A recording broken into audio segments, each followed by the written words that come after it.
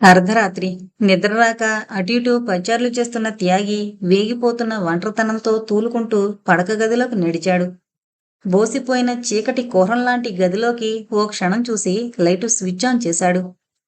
గెడ్డకట్టిన ఒకనాటి స్మృతుల తేనె తొట్టను రగులుస్తూ ఓ పిల్లి భయంతో కిటికీ వైపు దూకి పరుగు తీసింది. అప్పుడెప్పుడో సుస్మిత పడుకున్న బెడ్పై దుప్పటి మాసి అలాగే పడుంది. నెమ్మదిగా తల తిప్పాడు. మకిలిపట్టిన డైనింగ్ టేబుల్ అద్దం మాసిన గెడ్డంతో నిలబడున్న త్యాగి రూపాన్ని ప్రతిబింబిస్తుంటే అస్థిమితంగా గది బయటకు దూసుకొచ్చేశాడు. వెలితి. ఎవరూ పూడ్చలేని వెలితి. సుస్మిత తిరిగిన పరిసరాలు, సుస్మిత గుర్తుల్ని జ్ఞప్తికి తెచ్చే ఇంటి ఆవరణ, ఓ మూల చీకటిలో పడిన దిక్కులేని శవంలాంటి స్కూలు బిల్డింగు అతడిలోని అసహనాన్ని మరింత ఉధృతం చేస్తుంటే అంతవరకు ఎక్కడ దాగున్నాయో బొటబొట అతడి కళ్ళ నుంచి నీళ్లు రాలుతున్నాయి. గట్టిగా దిగాంతాల అంచులు చిట్లేట్లు, గొంతు నాళాలు పగిలేటట్టు అరవాలనంత తమకం. ప్రేవుల్ని మెలిపెట్టే దుగ్ధని పొలికేకలతో చల్లార్చుకోవాలి అన్నంత ఉద్రేకం. నిద్రకి ఆకలికి దూరంగా ఎన్నో రోజులు గడిపేసిన త్యాగికి అప్పుడు హఠాత్తుగా గుర్తుకొచ్చింది డానీ. డానీ ఈ సువిశాల ప్రపంచంలో కోరని నేస్తంలా తన సుఖాన్ని కోరే ఒకే ఒక్క ప్రాణిలా అనిపించి 2 రోజులుగా కనిపించని ఆ డాగు కోసం నిశిరాత్రి గుండెకే చిల్లులు పడేట్టు మరోమారు అరిచాడు.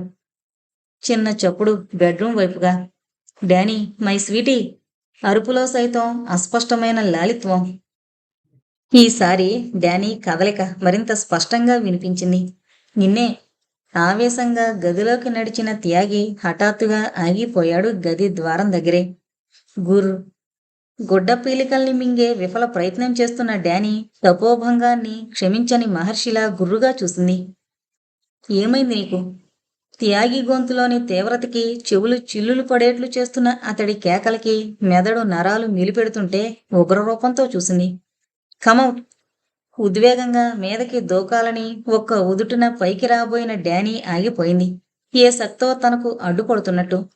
మృత్యువులా నోరు తెరిచి నిలబడి చూస్తున్న డానీ తన యజమానురాలి మరణంతో మనస్థిమితాన్ని కోల్పోయింది అనుకున్న త్యాగి అరక్షణంలో అర్థం చేసుకున్నాడు డానీలోని ఏదో చిత్రమైన మార్పుని.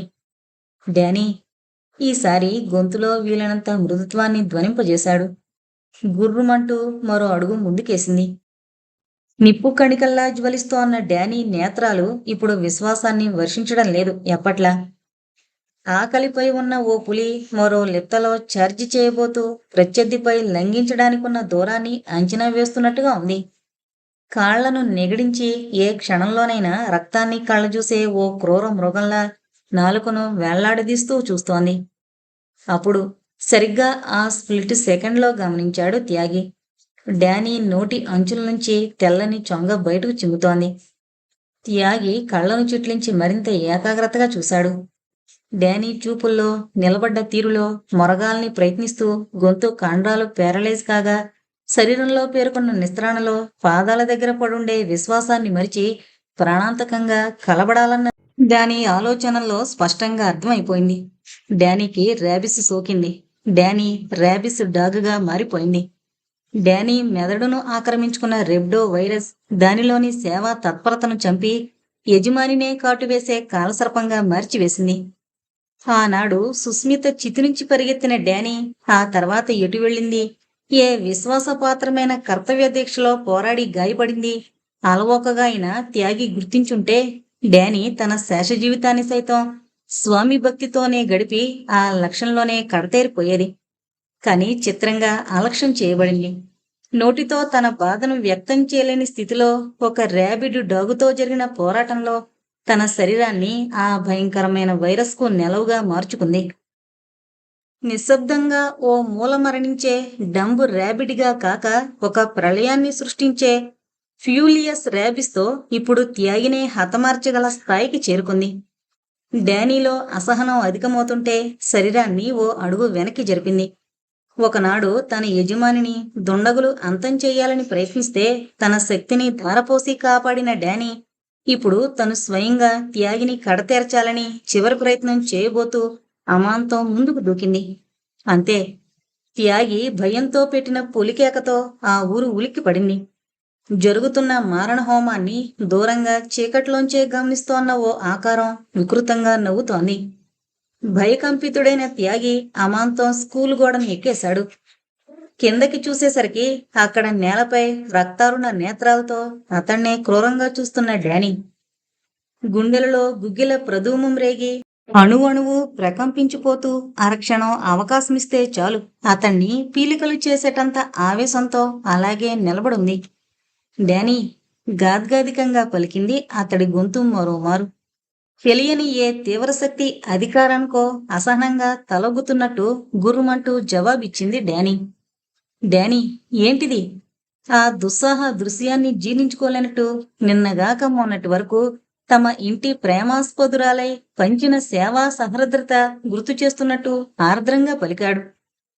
గుర్రు. డానీ గొంతు కండరాల మధ్య నుంచి చిట్లిన ఓ రణనినాదం.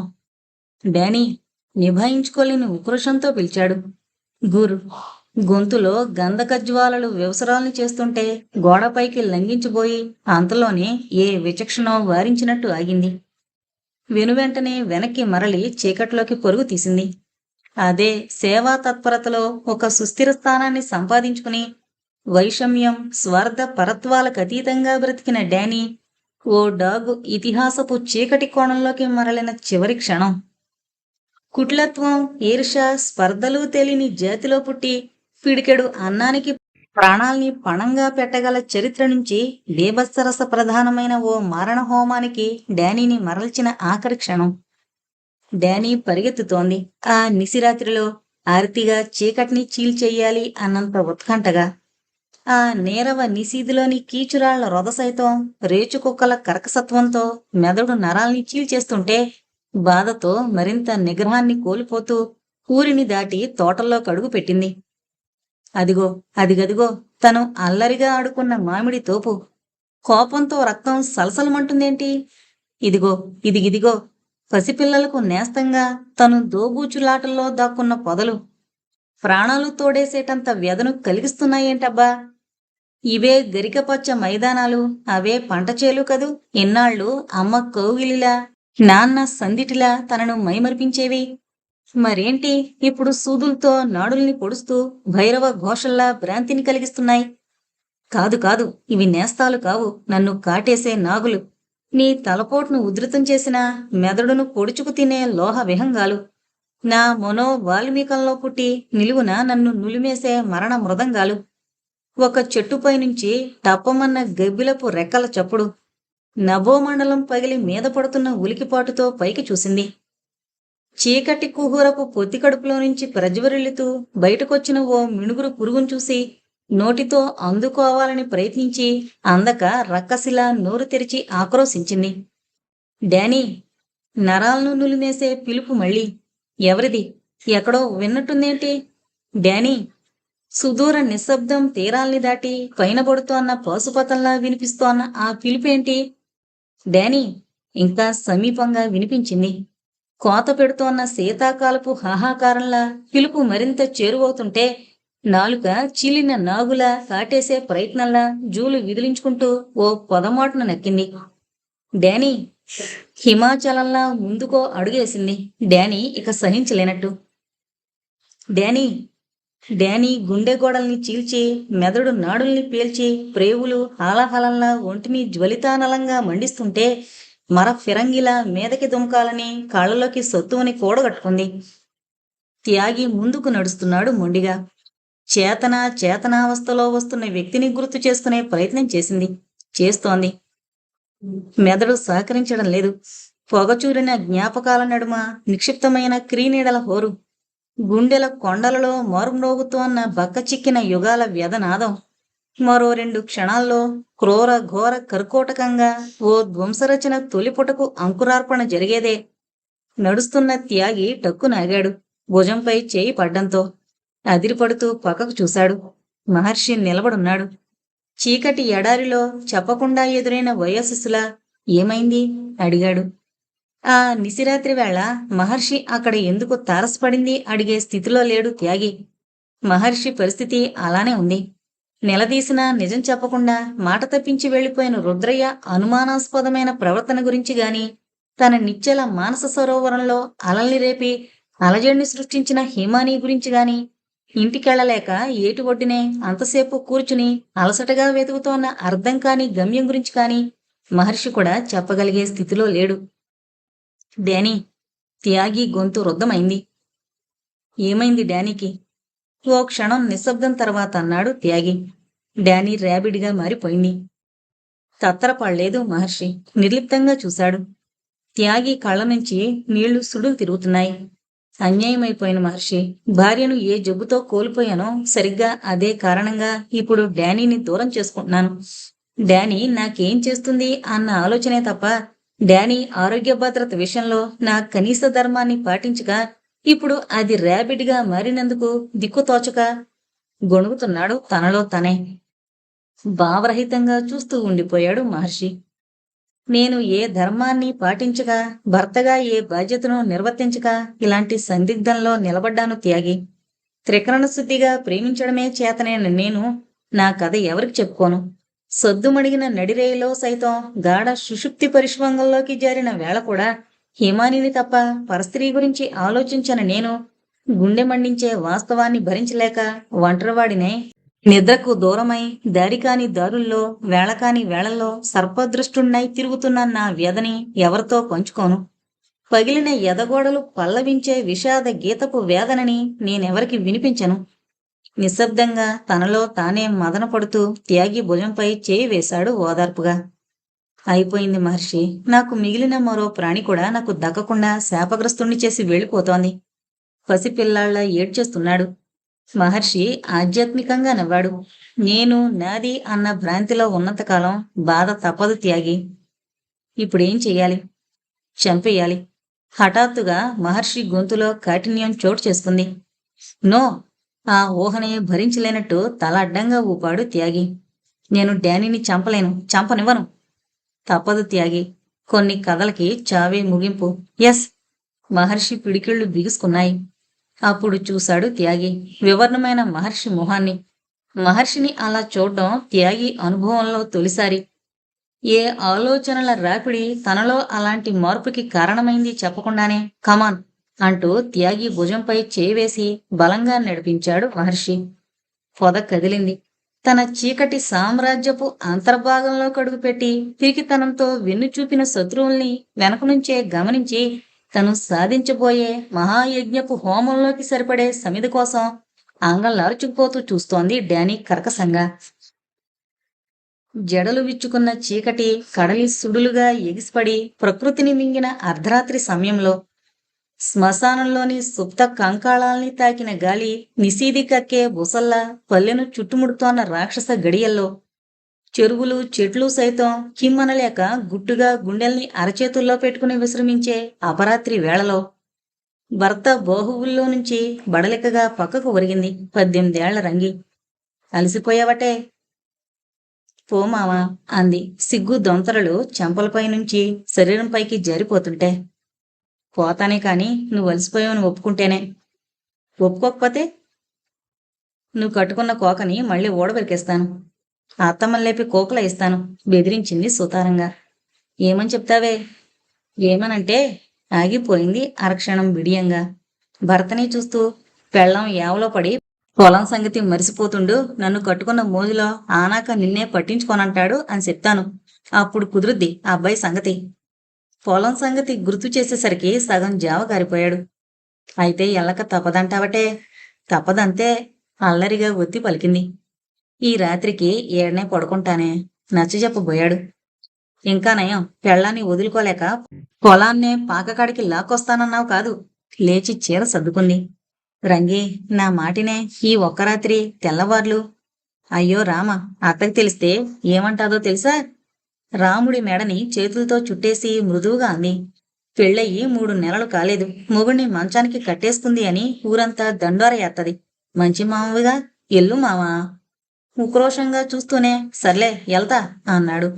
అదిగో అలా కోపం తెచ్చుకోకు మామా. నువ్వు మొహం మోడుచుకుని వెళ్తే ఈ రాత్రికి నాకింక నిద్ర పట్టదు. చూడు, నువ్వు నవ్వుకుంటూ ఎల్లాలా. తెల్లారాక తోవలో నందివర్ధనం చెట్టుకాడ పూలు తెంపి దోశలతో తెచ్చి నా చేతిలో పొయ్యాల.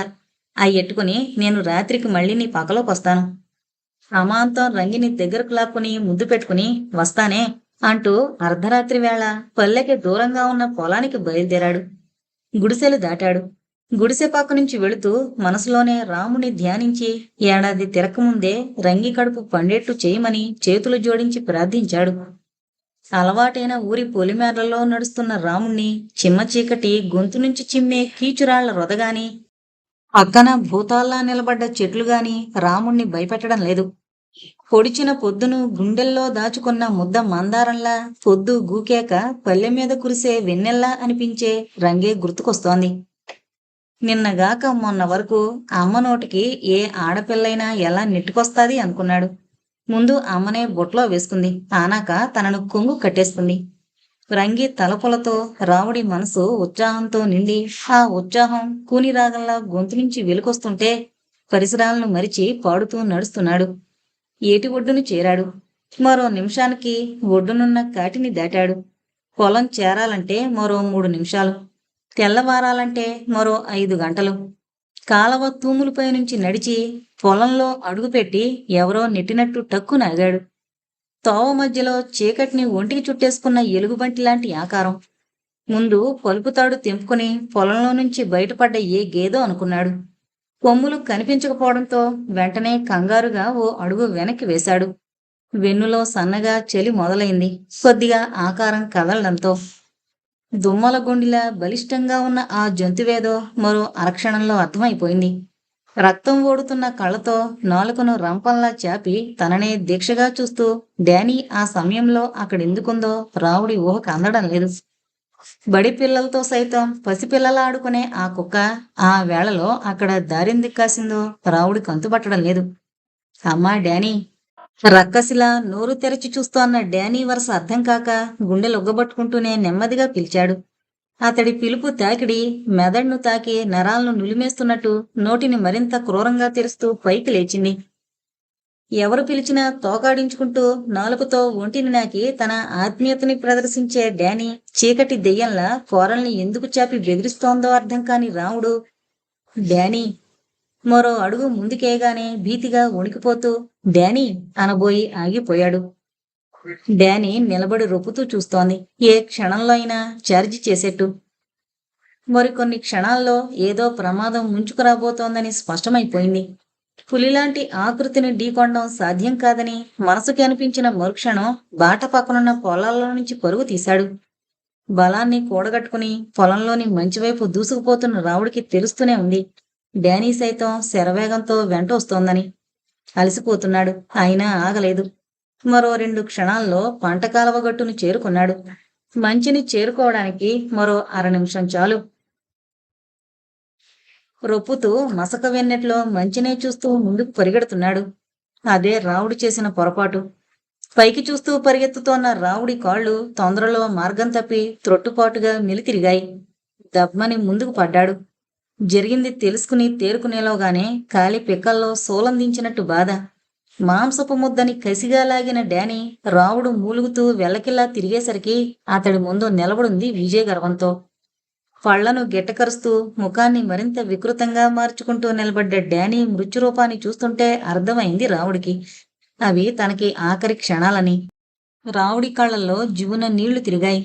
కాళ్లలోని సలుపు మూలంగా కాదు, 100 కలిసి బ్రతుకుదాము అనుకున్న రంగి గుర్తుకొచ్చి. డానీ భయంతో కంపించిపోతున్నాడు. నాకేదన్నా అయితే రంగి బతకదమ్మా, నీకు దండం పెడతాను. రావుడి మాటలింకా పూర్తి కానేలేదు. మనుమెకంలా పైకి దుంకి పొట్టలోని పేగుల్ని చీరింది. అమ్మా అనలేదు రావుడీసారి, రంగి అంటూ రంకె వేశాడు. ఆ చీకటి గోడల్లో ఆర్తనాదం చివికిపోయింది తప్ప అక్కడెక్కడో ఆదమరిచి నిద్రపోతున్న రంగికి ఆ పిలుపు వినిపించలేదు. రావుడి ప్రాణాలు కడగంటిపోతుంటే రొప్పుతూ చేతులు జోడించాడు. మామూలు స్థితిలో అయితే మనసు కరిగేదేమో కాని మతి తప్పిన డానీకి ఎత్తిన చేతులు గాయం చేసే కత్తుల్లా కనిపించాయి. అంతే, మరింత వసం తప్పినట్టు పైకి లంఘించి శబ్దం చేస్తున్న రావుడి కంఠనాళాన్ని ఊడబెరికేసింది. ఫౌంటైన్లా పైకుబికిన రావుడి రక్తం పంట కాలువలో కలిసి నిశ్శబ్దంగా పయనిస్తుంటే చివరి శ్వాసను వదులుతోన్న రావుడు నిస్సహాయంగా అనుకున్నాడు. ఈ రాత్రికి నీకు తోడుగా పడుకుంటానంటే ఎల్లక తప్పదంటూ నన్ను ముందుకు నెట్టిన నా ఎర్రి రంగి వెళ్ళిపోతున్నానే. తెల్లారాక తిరిగొస్తానని మాటిచ్చిన నేను సింహ చీకట్లో తెల్లారిపోతున్న బతుకుతో నీకు దూరంగా వెళ్ళిపోతున్నాను. పాడుదేవుడు ఏడనున్నాడో గాని ఉంటే నీ గోడిని నీకో దారి చూపించమని చెబుతా. రావుడి తల వాలిపోయింది. గెలుపును సాధించిన డానీ ఒక శత్రువుని పరిమార్చిన సంతృప్తితో చూసింది. పరిగెత్తుకొస్తున్నారెవరో. రావుడి ఆర్తనాదం విన్న పొలంలోని పాలికాపులు వెల్లువలా దూసుకొస్తున్నారు. ఉక్రోషంగా నిలబడింది. ఎంతమంది శత్రువులనైనా పరిమార్చి తన క్రోధాన్ని వెళ్ళగక్కాలన్న ఆవేశం మెదడు నరాల్లోంచి ఒంటికి పాకి వస్తున్న జనం అరుపులు మరింత రెచ్చగొడుతుంటే కర్కశంగా ముందుకు అడుగు వేసింది. ఆగిపోయారు అంతా. హరికేన్ లాంతర వెలుగులో మృత్యువులా నిలబడ్డ డానీ. సమీపంలో అమ్మ కడుపులో నుంచి అప్పుడే భూమి మీద పడ్డ పసికందుల రక్తసిక్తమైన దేహంతో రాముడు. అర్థమైంది జరిగిందేమిటో. బిక్కచచ్చిపోయారు అంతా. డానీ, త్యాగిబాబు పెంపుడు కుక్క రావుణ్ణి చంపింది, రక్కసిగా మారింది. డానీ కర్కశ దృక్కుల్ని చూస్తుంటే అంతా కంపించిపోతున్నారు.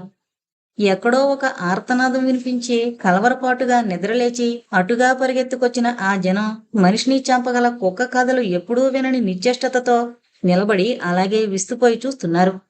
వీళ్లే నా శత్రువులు. నా మెదడు సూదులతో గుచ్చుతూ నన్ను కడతెరచాలి అనుకునే యమకింకరులు వీళ్లే. వీళ్లను చీల్చేయాలి, చీల్చి నేల కూల్చాలి. రెబ్డో వైరస్ వెన్నుముకలో నుంచి మెదడు వరకు వ్యాపించిన డానీ ఉద్వేగంతో ముందు కాళ్లను బలంగా నేలకు అదింపెట్టింది. కళ్లను చికిలిస్తూ పైదవడను కొద్దిగా తెరిచింది. రావుడి రక్తంతో తడిసిన కోరలు దాహంగా మెరుస్తున్నాయి. గుర్రు పెటేల్మన్న అగ్నిపర్వత శిఖరాగ్రం నుంచి ఊపికే లావా చప్పుడులా డానీ గొంతు నుంచి మరోమారు మృత్యునాదం వెలువడింది. గగురుపాటుగా చూస్తున్న వాళ్ళు ఊహించలేకపోయారు డానీ మరోమారు చార్జ్ చేసే ప్రయత్నంలో బలాన్ని కూడగట్టుకుంటోందని. గాలి స్తంభించిపోయింది. ఒక పక్క ఉన్మాదానికి పరాకాష్ఠగా మృత్యువులా నోరు తెరిచి తదేకంగా చూస్తున్న డానీ, మరో పక్క నేలను నెత్తుటితో తర్పణం చేసి నిస్త్రాణగా పడున్న రావుడి శవం. మధ్యన గెడ్డకట్టిన చీకటి సముద్రంలో దారి కానని అందుల్లా భయోద్విగ్నంగా నిలబడ్డ వ్యక్తులు. 1, 2, 3 క్షణాలు గడుస్తుంటే ప్రాణాలు కడంటిపోతున్నాయి. సరిగ్గా అప్పుడు త్రాచులా రేచులా పైకి దుమికింది డానీ. లిప్తపాటులో కకావెకలైన జనం చెట్టుకొకరు పుట్టకొకరుగా పరుగు తీశారు. గొలుసు తెంచుకున్న నరకలోకపు జాగిలమై వెంటాడిన డానీ ఓ వ్యక్తి కాలిపిక్కలో కోరల్ని దించి నరాల్ని దారాల్లా పైకి లాగింది. అమ్మా అన్న ఆర్తనాదంతో ఆ నిశిరాత్రి మరోమారు నిస్సత్తువుగా ప్రతిధ్వనించింది. అప్పటికే పొలం గట్లపైనుంచి పంట పొలాల నడుముగా పరిగెత్తిన వాళ్లల్లో చాలామంది మంచెలపైన చెట్ల కొమ్మలపైన ఎక్కేశారు. దారి కానరాక అవయవాలు సహకరించక కొందరు గమ్యం లేనట్టు అలా పరిగెడుతూనే ఉన్నారు. అయితే గాయమైన వ్యక్తి మాత్రం ఇక ముందుకు సాగే శక్తి లేనట్టు బాధతో మెలితిరుగుతూనే ఓ చెట్టు మొదలన కూలిపోయి భయంగా వెనక్కి చూశాడు. హఠాత్తుగా నిశ్శబ్దం. ఏ పొగమాటున నక్కిందో, ఏ మనిషి కోసం గురిగా ఎదురు చూస్తోందో అంతలోనే డానీ అదృశ్యమైంది. అదే ప్రాణాల్ని అరచేత్తో పట్టుకుని ఎక్కడెక్కడో దాక్కున్న వ్యక్తులందర్నీ మరింత భయపెట్టింది. ఆ భయంతోనే రావుడి చావు గురించి ఊరి వాళ్లకు చెప్పాలని వెళ్లడానికి ఎవరూ సాహసించలేకపోయారు. గాయమై రక్తం ధార కడుతున్న వ్యక్తి మాత్రం క్రమంగా స్పృహని కోల్పోతూ అతడు చేరిన చెట్టు మొదలుపైనే తలవాల్చేశాడు. అదే ఆ చెట్టే. తెల్లారగానే పూలు కోసి తెస్తానని మాటిచ్చి తెల్లారిన బ్రతుకుతో రావుణ్ణి మాట నిలుపుకోకుండా చేసిన నందివర్ధనం.